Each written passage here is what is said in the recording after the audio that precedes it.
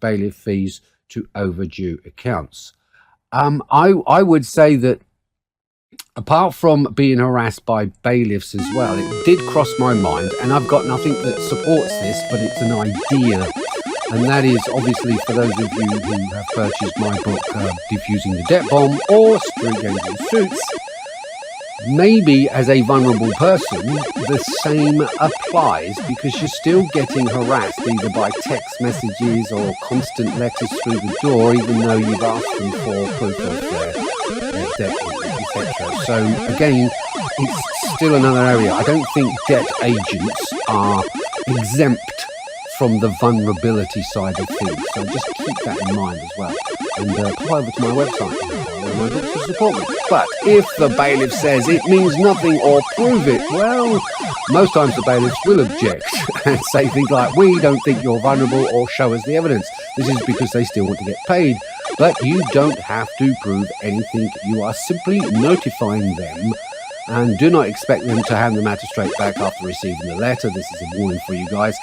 You have to insist they abide by the rules, and they can be reported for misconduct and lose their license if they levy distress on a vulnerable person. Now, reported for misconduct. In this episode, I'm going to try and upload so you can get access to it.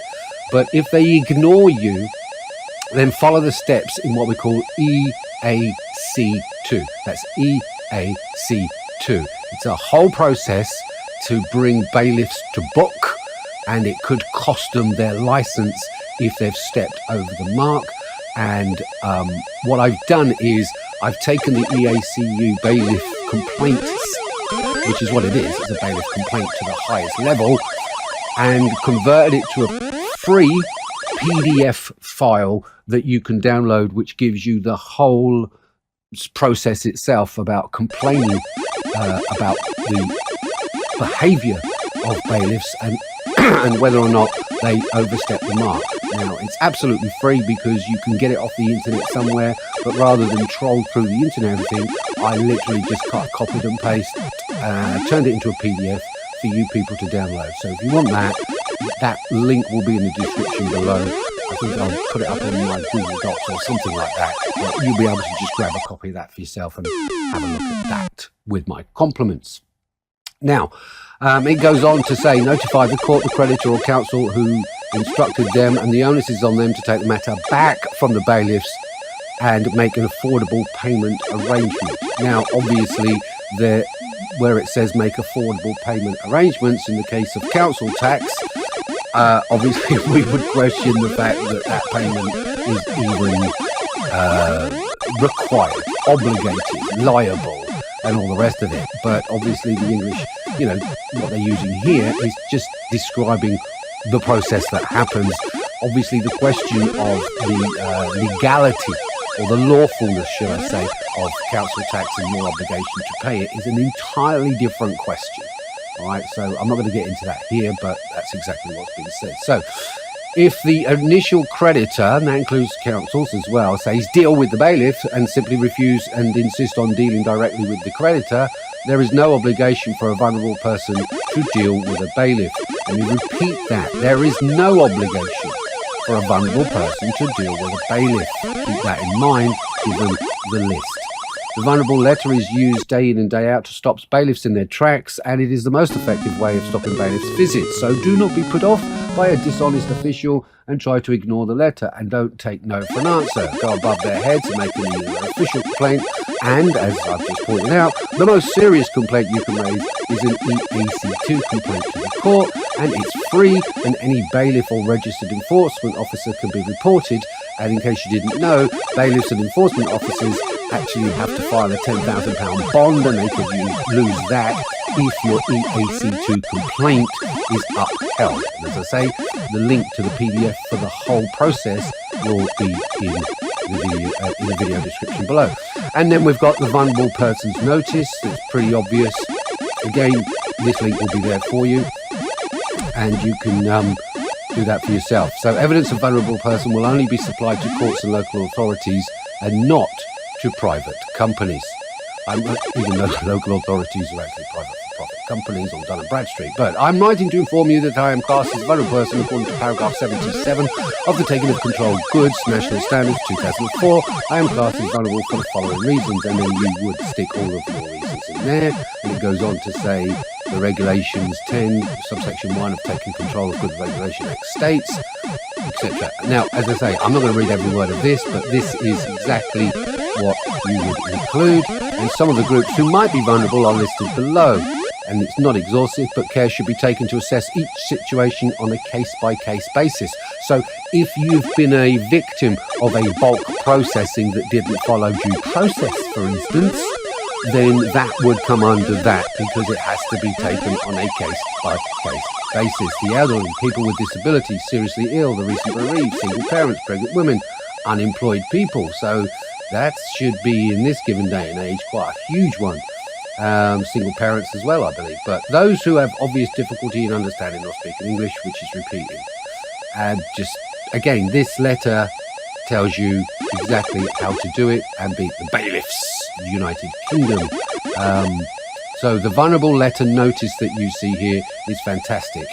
Then the template to ask creditors to write off the debt if you are vulnerable. Again, another brilliant letter. I would reword it, obviously. I mean, mind you, again, we've had this debate about templates previously, and the point being is that it doesn't matter whether it's a template, because it's substance over form.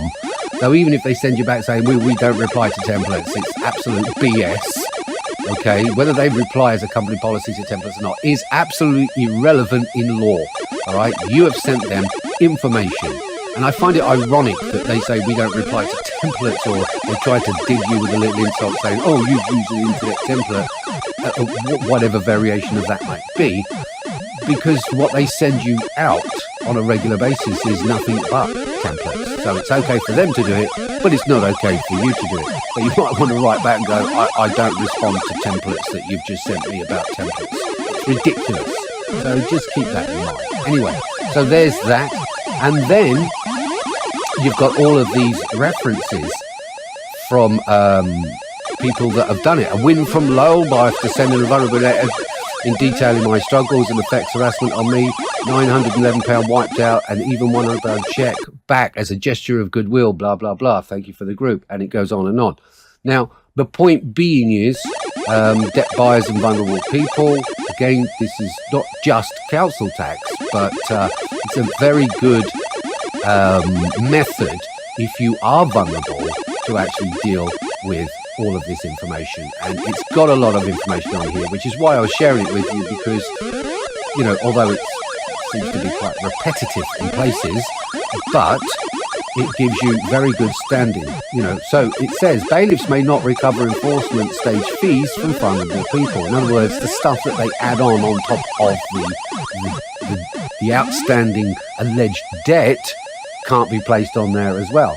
So where the debtor is a vulnerable person, the fees or fees due for the enforcement stage, where Regulation 6 applies, and any disbursements related to that stage or stages are not recoverable unless the enforcement agent has, before proceedings to remove goods which have been taken into control, given the debtor an adequate opportunity to get assistance and advice in relation to the exercise of the enforcement power. In other words, they can't add their stuff onto it. And bailiffs may not take control of goods of lone vulnerable people. Creditors should be prepared to take control of the case. In other words, it's got to go back to the original creditor. Now, there's a couple of things here that I want to discuss with you as well. And the very first one is that I know of no lawful provision, should I say, that allows, we're talking about council tax now, any local authority to delegate the collection of taxes to a private limited company. All right, so when a bailiff turns up and says, oh, we're here to collect tax on behalf of the council, I'm sorry, but you don't have Crown authority to collect taxes of anybody. Just thought I would make that absolutely clear for you. So if it's about council tax, you can ask them, well, what lawful provision in Parliament allows a third-party for-profit organisation to collect taxes?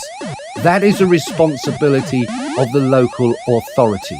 If you believe you have the liability of those and the obligation of performance to pay taxes in the first place, which obviously is brought into serious question, especially in this day and age. So I'm not saying that you are liable for council tax.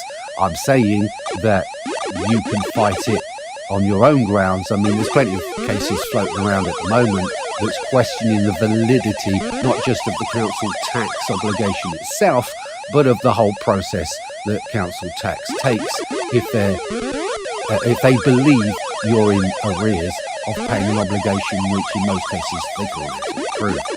So bailiffs and religious observance, etc. Vehicles. A vehicle on which a valid disabled person's badge is displayed because it is used for or in relation with, there are reasonable grounds for believing that it's used for the carriage of disabled persons. In other words, they are not allowed to touch a vehicle that's got a disabled badge on it. And the chances are, if it's got a disabled badge on it, I think there's a lot of driving schemes where the car's not actually registered to you either. I mean, one of my neighbours here, the reason I'm saying that is because one of my neighbours has got a disabled badge, and I've had chats with him over the years, and he was saying that he doesn't pay for that car. That's part and parcel of the state benefits or whatever it might be. So the car's not actually registered, and so they wouldn't be able to touch it in the first place anyway. Some bailiff companies do have welfare departments. I find that an absolute oxymoron, but it's a red herring designed to go behind rules requiring creditors to take control of cases involving fundamental debtors. So ignore their welfare departments.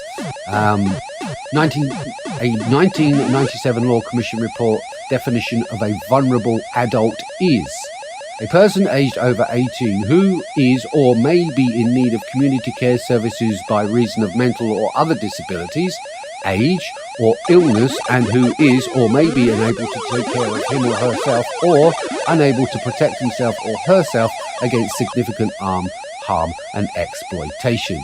Which, let's face it, if you've got 2 or 3 burly men dressed up in some kind of paramilitary wear, which some of these enforcement officers tend to do now, then, and